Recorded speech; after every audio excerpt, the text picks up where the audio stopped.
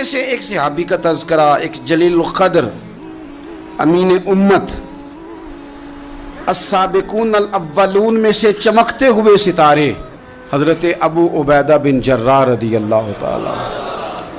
حضرت ابو عبیدہ بن جراح رضی اللہ تعالیٰ عنہ ان قرون اولیٰ کے لوگوں میں سے جنہوں نے بالکل ابتدا میں حضور کے دست اقدس پر کلمہ پڑھ لیا تھا، بالکل شروع میں دار ارقم کے دنوں میں، شاید اس سے بھی قبل۔ حضرت صدیق اکبر رضی اللہ تعالیٰ عنہ کی دعوت پر یہ مسلمان ہو گئے، بالکل شروع کے لوگ ہیں، وہ جو 10 لوگ جنہیں حضور نے جنت کی بشارت دی، 10 مبشرہ، ان میں نام ہے حضرت ابو عبیدہ بن جراح کا۔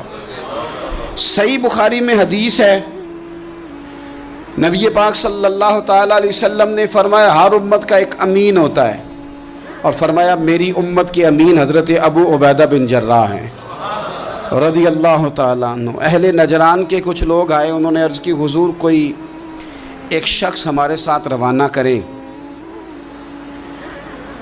اور بندہ کوئی امانت دار ہو، امین ہو۔ تو حضور مسکرائے، فرمایا میں تمہیں ایسا امانت دار دیتا ہوں کہ وہ اس طرح کا امانت دار ہے جس طرح کا کسی کو امانت دار ہونا چاہیے۔ ختم ہو جاتی ہیں اس سے آگے پیچھے یہ ساری تعریفیں۔ فرمایا اس طرح کے امانت دار کو تمہارے ساتھ بھیجتا ہوں، وہ کون ہے؟ فرمایا حضرت ابو عبیدہ بن جراح۔ اتنے فضائل جس شخص کے ہیں، آپ لوگوں کی کمزوری نہیں، یہ ہماری کمزوری ہے۔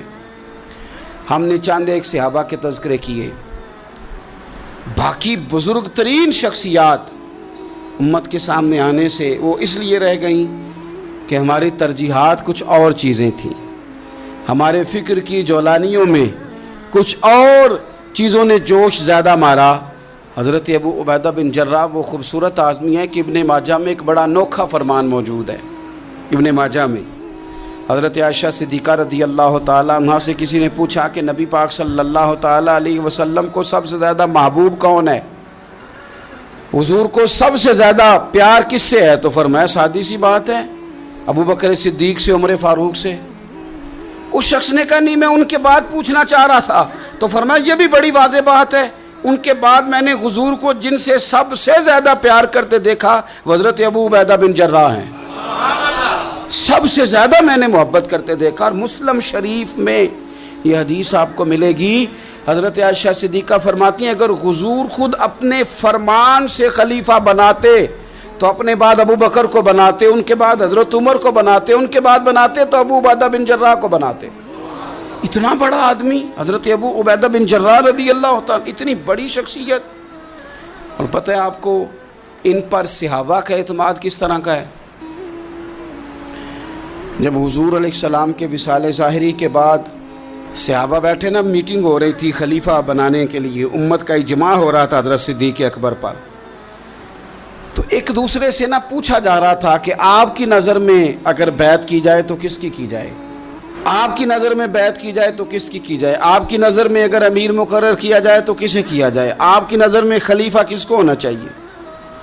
تو امت کا اجماع جناب صدیق اکبر کی طرف تھا۔ تو حضرت صدیق اکبر سے پوچھا گیا آپ بتائیے اگر آپ بیعت کریں گے تو کس کی کریں گے؟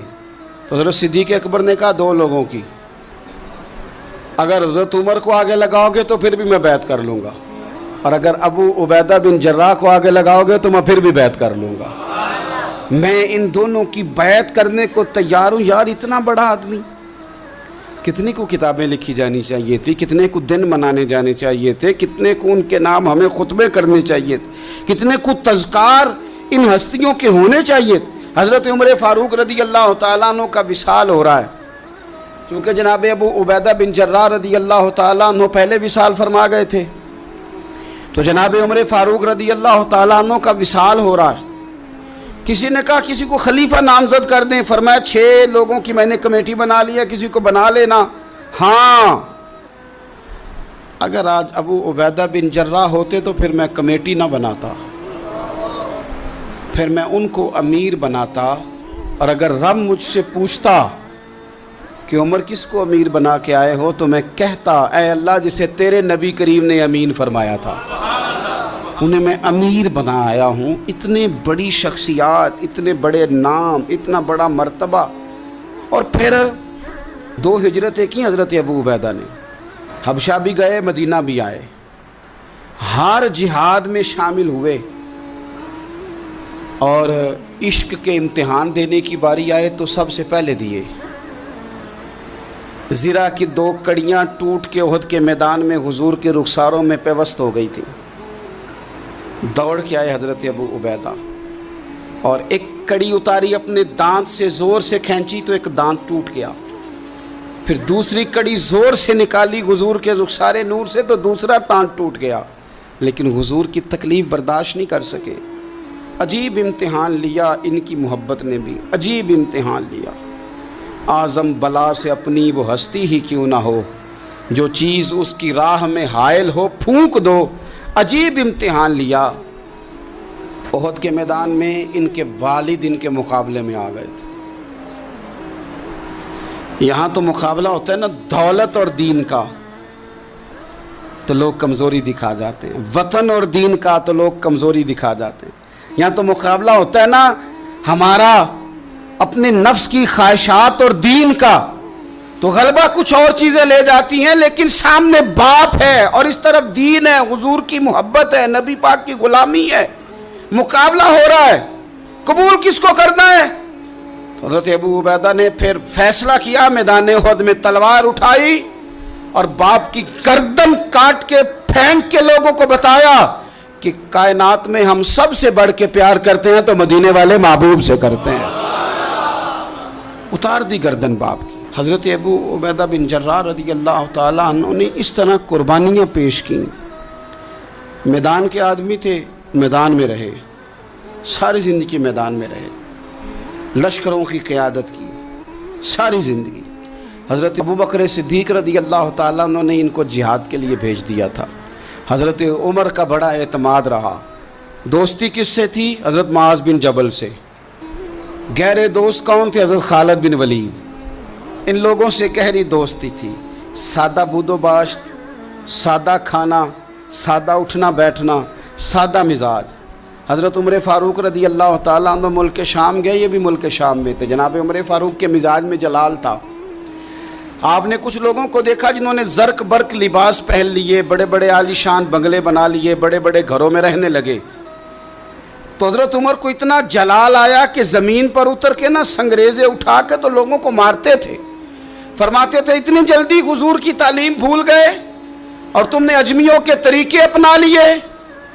اتنی تکلیف کے ساتھ حضرت عمر گفتگو کرتے، لیکن حضرت ابو عبیدہ سے ملتے تو فرماتے یار تھوڑی روٹی بھی کھایا کر، کبھی تو بھی کپڑے بدل لیا کر. اتنا فقر، اتنی سادگی. اولین لوگوں میں سے جن کے لیے لوگ مسلمانوں کا امیر المومنین بنانے کی باتیں کر رہے ہیں. حضرت عمر ملنے گئے تو کسی چٹائی کے ٹکڑے کی تہ 2-3 لگا کے گھوڑے پہ اس کو رکھ لیا جاتا تھا سواری کرنے کے لیے تاکہ پسینہ نہ آئے. اسی کو اتار کے نا تو سرانہ بنا کے بیٹھے لیٹے ہوئے زمین پہ. حضرت عمر ملنے گئے تو حضرت عمر فاروق رضی اللہ تعالیٰ عنہ کو بھی اپنے ساتھ زمین پہ بٹھا لیا. تو حضرت عمر فرمانے لگے میں نے تو روٹی کھانی ہے تجھ سے، دوست ہے میرا، کھانا کھلا. تو کہنے لگے کھلاتے ہیں نا، کھلانا کیوں نہیں. یہ بھی لوگ تھے، اسی دھرتی پہ رہتے تھے. ان لوگوں کو نا کسی چیز نے اپنے قبضے میں نہیں لیا. نہ عورتوں کی باتیں انہیں بہلا سکیں، نہ بچوں کی خواہشات کے ہتھے چڑھے، نہ زمانے کی تیز دوڑ میں شامل ہوئے، نہ کسی کہانی کا حصہ بنے، نہ لوگوں کی یہ باتیں کہ دور بدل گیا. کوئی چیز ہیوی نہیں ہوئی، اس لیے کہ انہوں نے فقیری مدینے والے محبوب سے سیکھی تھی. فقر میرے نبی کریم علیہ السلام سے سیکھا تھا. فقر تازہ تھا، ذہن وسیع تھا. حضرت سیدنا عمر نے کہا روٹی کھانی ہے تو تھیلے میں ہاتھ ڈالا، 2 خشک ٹکڑے روٹی کے نکالے اور فرمایا کھا لے. تو حضرت عمر نے پکڑ کے منہ میں رکھے، چبائے اور جناب عمر رو پڑے. فرمانے لگے ہر بندے کو دنیا نے اپنے قبضے میں کر لیا ہے، لیکن ابو عبیدہ تو آج بھی بچا ہوا ہے. دنیا تجھے اپنے جال میں پھنسا نہیں سکی، تو قابو نہیں آیا، تو آج بھی اپنی جگہ پہ قائم ہے. تو وہیں کھڑا ہے جہاں مدینے والے محبوب نے ہمیں کھڑا کیا تھا، تو وہیں کھڑا ہے یار۔ اتنے حسین آدمی، اتنا بڑا نام، اتنا بڑا قد، اتنا بڑا کردار، اتنا بڑا حسن، ہزاروں کی فوج کے سپہ سالار ہیں، اگر میں کہہ دوں چیف آف آرمی سٹاف ہیں، میرا خیال ہے میری بات غلط نہ ہوگی، اتنی بڑی فوج کے سپہ سالار، اور اس فوج کے سپہ سالار جس میں کئی دفعہ سپاہی بن کے حضرت خالد بن ولید بھی لڑائی کر رہے ہیں، اتنی بڑی فوج کو کمان کرتے ہیں، لباس وہی سادہ، غذا وہی سادہ، انداز وہی۔ رومی بہت بڑی طاقت سمجھتے تھے اپنے آپ کو۔ جناب عمر کے زمانے میں ان کے خلاف لشکر کشی ہوئی، امیر کون ہے؟ حضرت ابو عبیدہ، ہاتھ میں تلوار پکڑی، گھوڑے پہ بیٹھے چلے گئے، محاصرہ کر لیا رومیوں کا، گھیر لیا۔ اب رومیوں نے کچھ تھوڑی سی مزاحمت کرنے کی کوشش کی، باہر آئے لیکن کچھ بھی نہ ہو سکا، منہ کی کھا کے واپس اندر چلے گئے۔ کئی دنوں سے حضرت ابو عبیدہ کی فوج نے محاصرہ کیا ہوا ہے، جب تنگ آ گئے تو پیغام بھیجا کہ ہم صلح کرنا چاہتے ہیں۔ فرمایا صلح تو مسلمانوں کا پسندیدہ کام ہے، آ جاؤ۔ انہوں نے کہا جی ہم جزیہ دے دیں گے، ہم کسی طریقے مسلمانوں کے اطاعت میں آ جائیں گے، آپ ہم سے بات کریں۔ فرمایا بھیجو۔ ان کا سپہ سالار آیا، انہوں نے روب ڈالنے کے لیے نا مسلمانوں پہ سپہ سالار کو بڑے قیمتی کپڑے پہنائے، زرق برق لباس، عالی شان پوشاکیں، 5-7 لوگ ساتھ، یہ لوگوں کا طریقہ ہوتا ہے۔ وہ پریشر ڈالنے کے لیے لوگ کرائے کا مکان بھی خرید لیتے ہیں، کرائے کی کار بھی حاصل کر لیتے ہیں، لوگوں کے برتن بھی استعمال کر لیتے ہیں، کسی کے گھر سے فرنیچر بھی منگوا لیتے ہیں۔ تو آپ نے نا وہ زرق برق لباس پہنے ہوئے ان لوگوں کو آتے دیکھا۔ اب وہ بڑے اپنے انداز میں تو روب ڈالنے کے لیے آئے تھے نا، تو آ کے پوچھا مسلمانوں کے امیر کہاں ہیں لشکر کے؟ تو انہوں نے کہا ادھر ہی تھے، یہیں کہیں ہوں گے۔ وہ بڑا حیران ہوا کہ ہم تو بڑے لاؤ لشکر کے ساتھ آئے۔ یاد رکھ لیں روب کپڑوں کا نہیں ہوتا، روب کردار کا ہوتا ہے۔ پھر پوچھا کہاں ہیں؟ نے کہا جناب وہ سامنے خیمے میں دیکھ لو۔ وہ خیمے میں گئے تو اتنی بڑی فوج کا سپہ سالار زمین پہ بیٹھے اور اپنے تیر سیدھے کر رہے ہیں۔ اب وہ بڑے زرق برق لباس میں کہنے لگا ابو عبیدہ بن جراح آپ ہیں؟ فرمایا میں ہی ہوں۔ کہا ملنا تھا؟ فرمایا آ جاؤ۔ کہنے لگا آپ تو زمین پہ بیٹھے ہیں۔ تو آپ فرمانے لگے ہمارے بزرگ زمین پہ ہی چلتے تھے، زمین پہ ہی بیٹھتے تھے، زمین پہ ہی کھاتے تھے، نیند آتی تھی تو زمین پہ ہی سو جاتے تھے۔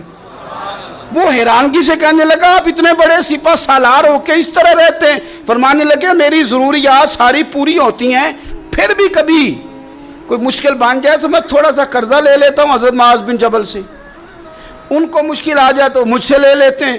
تو بالکل صحیح گزارا ہو رہا ہے کہ اس طرح کیوں بیٹھے ہیں، یہ کیا بات ہوئی؟ ہمارے ہاں لوگوں کا رونا دھونا نہیں، روز مکان کوئی نہیں تو رو پڑے، بچے کی شادی کرانی ہے تو رو پڑے، او ہو جی کیا بتائیں غریبی بڑی ہے تو رو پڑے۔ زمین پہ بیٹھے ہیں، زمین پہ بیٹھ کے خشک ٹکڑے کھا رہے ہیں، پر کہہ رہے ہیں بڑے مطمئن ہیں یار کیا ہوا، کوئی ایسا مسئلہ نہیں، اگر کبھی مشکل آ جائے تو میرے دوست ہے حضرت معاذ بن جبل تھوڑا قرضہ لے لیتا ہوں، ان کو ضرورت پڑے تو مجھ سے لے لیتے ہیں۔ رومی صلح بھی کر گئے، بات بھی کر گئے، پر جہاں جہاں گئے نا حضرت ابو عبیدہ بن جراح کا فقر بھی بیان کرتے گئے، وہ فقر بھی بیان کرتے۔ کیا کریں اب تو بھائی پیروں کی کوٹھیاں بھی دیکھنے کے قابل ہیں، کیا بتائیں آپ۔ اب تو جو زیادہ فقیری کا درس دیتا ہے نا اس کی پجاروں دیکھ کے بندہ پریشان بھی ہو جاتا ہے کہ اس پجاروں سے نکل کے اس نے فقر کا درس دیا ہے۔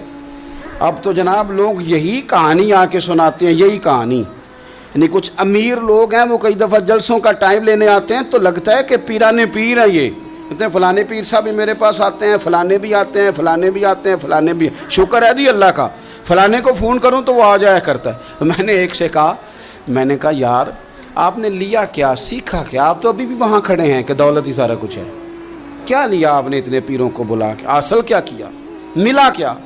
آج بھی اگر وہیں کھڑے ہو تو پھر آپ نے فقر سے کیا سیکھا؟ کچھ بھی نہیں۔ پھر تو آپ نے نا میں پہلے بھی ایک دن کہا تھا، پھر کہتا ہوں، میں کہتا ہوں ہمیں برانڈ نہ بنایا کرو، خدا را مشہور آدمی سمجھ کے دعوت نہ دو، دین کا خادم سمجھ کے دعوت دو۔ ایسا کام نہ کرو کہ فلانا بندہ بڑا مشہور ہے تو اس کو دعوت دے لے۔ کبھی کبھی بڑی تکلیف، میں ابھی تھوڑے دن پہلے بڑے لمبے سفر پہ تھا، صبح میں 8:30 گھر سے نکلا، 8:30 اور میں 2-2:30 بجے وہاں پہنچا، لیکن 10 کیمرے لگے ہوئے، آپ کی کار سے نکلنے کی فوٹو، آپ کی بیٹھنے کی فوٹو، آپ کے آنے کی فوٹو، میرے گھر میں داخل ہونے کی فوٹو، فریزر کے ساتھ فوٹو، اندر والے دروازے کے ساتھ فوٹو. کیا میرا مطلب ہے معاملہ ہے. اب آپ کے سامنے 15 کیمرے چل رہے ہیں، آپ ٹانگ بھی سیدھی نہیں کر سکتے کیونکہ آپ کو بڑا سیٹ ہو کے بیٹھنا ہے، فوٹو ہو رہی ہے.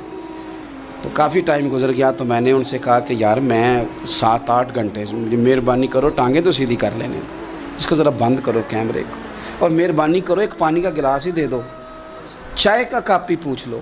ٹھیک ہو گیا سارا کچھ اپنی جگہ پہ. لیکن یہ کچھ مزاج، مطلب ہم نے تو بزرگوں کے پاس بیٹھ کے وقت گزارا ہے.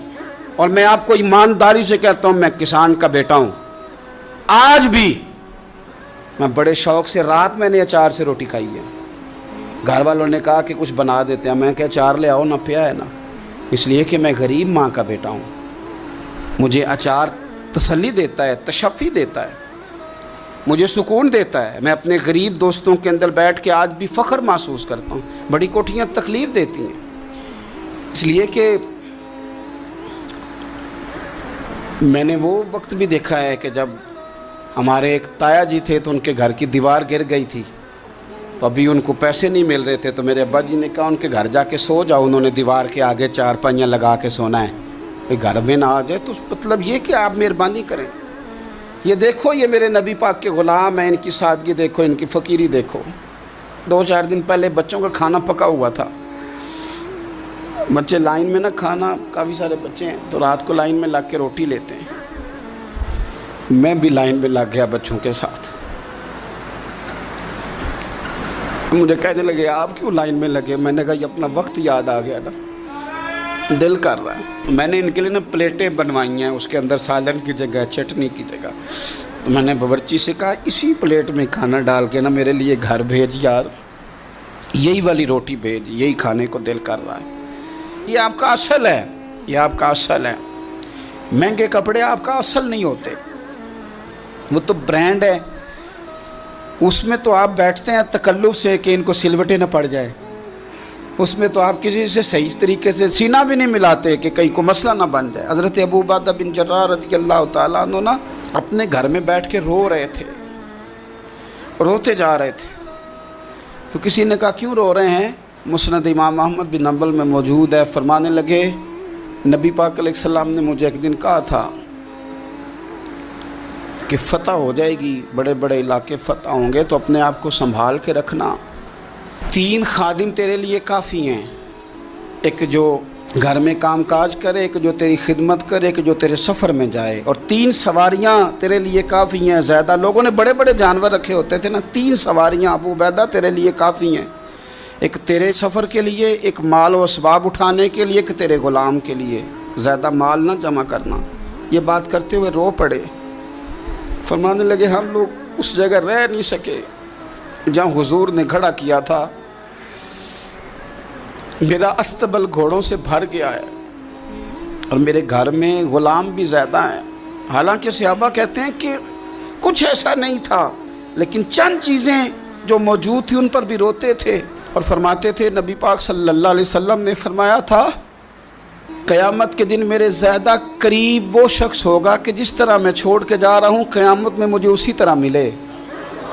فرمانے لگے میں اس طرح نہیں رہ سکا، سوچتا ہوں نبی پاک کو کیا منہ دکھاؤں گا، کیا منہ دکھاؤں گا کریم کو. رو رہے ہیں گھر میں بیٹھ کے، رو رہے ہیں. ملک شام میں نا طاعون کا مرض پھیل گیا. حضرت ابو عبیدہ وہاں تھے. حضرت عمر نے خط لکھا، فرمایا جلدی آ جاؤ، آپ سے مشورہ کرنا ہے. آپ سمجھ گئے کہ عمر نا مجھے یہاں سے نکالنا چاہتے ہیں کہ مجھے مرض نہ لگ جائے. جواب لکھا، کہنے لگے مجھے پتہ ہے جو مشورہ آپ نے کرنا ہے، میں مسلمانوں کو اکیلا چھوڑ کے نہیں آ سکتا، میں لشکر کا سپہ سالار ہوں، کیسے آ جاؤں، میں یہی رہوں گا. حضرت عمر نے خط لکھا کہ پھر آپ جابیہ کی جانب بھی چلے جائیں، تھوڑے سے وہاں موسم ٹھیک ہے، وہاں تشریف لے گئے. طاعون جب پوری طرح پھیل گیا تو منبر پہ کھڑے ہو کے حضرت ابو عبیدہ بن جراح نے خطبہ دیا. فرمانے لگے اس مرض سے گھبرانا نہ، تم سے بہت پہلے جو صالح لوگ تھے، نیک لوگ تھے، وہ اس مرض کی وجہ سے وصال کر گئے. یہ نیک لوگوں کی موت کا سبب بنا ہے، لوگوں گھبرانا نہ. فرمایا کرتے تھے میں تو دعا کرتا ہوں مجھے بھی خدا کی رحمت سے حصہ ملے. آپ جمعے کی نماز مسجد اقصیٰ میں پڑھنے جا رہے تھے تو رستے میں طاعون کا حملہ ہوا، وصال ہوا طاعون کے مرض سے۔ عشرہ مبشرہ صحابی، امین امت، 58 سال عمر، جنازہ حضرت معاذ ابن جبل نے پڑھایا اور فرمانے لگے لوگوں پتہ ہے تمہیں آج کون گیا ہے؟ آج وہ گئے ہیں جنہیں حضور نے امین امت کہا تھا، آج وہ ہستی اٹھ گئی جنہیں نبی کریم علیہ السلام نے امین امت فرمایا تھا۔ حضرت معاذ ابن جبل نے جنازہ پڑھایا تو کچھ دنوں میں حضرت معاذ ابن جبل بھی طاعون کے مرض سے وصال کر گئے، ان پر بھی یہ حملہ ہوا۔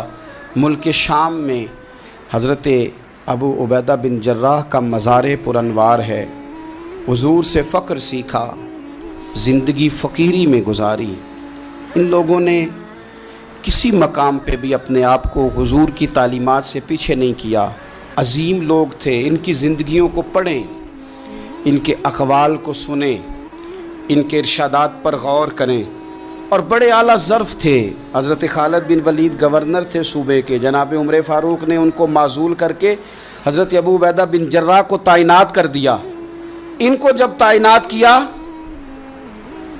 تو ادھر جنگ جاری تھی، انہوں نے وہ تعیناتی کا جو رکا تھا وہ جیب میں ڈال لیا، بتایا ہی نہیں، جنگ ہوتی رہی۔ حضرت خالد بن ولید کو کسی اور نے بتایا تو فرمانے لگے بعد میں آپ نے مجھے بتایا کیوں نہیں؟ آپ فرمانے لگے کوئی جلدی تو تھی نہیں، حالانکہ گورنر بنا دیے گئے اور جنگ ہو رہی تھی۔ میں نے کہا چلو بعد میں بتا دیں گے، کوئی مسئلہ نہیں۔ ایک دفعہ حضرت ابو عبیدہ بن جراح کو معزول کر کے حضرت خالد بن ولید کو سپہ سالار بنایا گیا، تو آپ فرمانے لگے سن خالد، جتنی خوشی مجھے اپنے سپہ سالار بننے کی ہوئی تھی اس سے بڑھ کر تیرے بننے کی ہوئی ہے۔ کسی جگہ کسی عہدے کا لالچ نہیں، کسی جگہ کوئی دنیا داری نہیں، فقر، فقیری، درویشی، سادگی، حسن تھا۔ عشرہ مبشرہ لوگوں میں سے تھے۔ اللہ کے حضور دعا ہے مالک کریم سمجھنے کی توفیق عطا فرمائے۔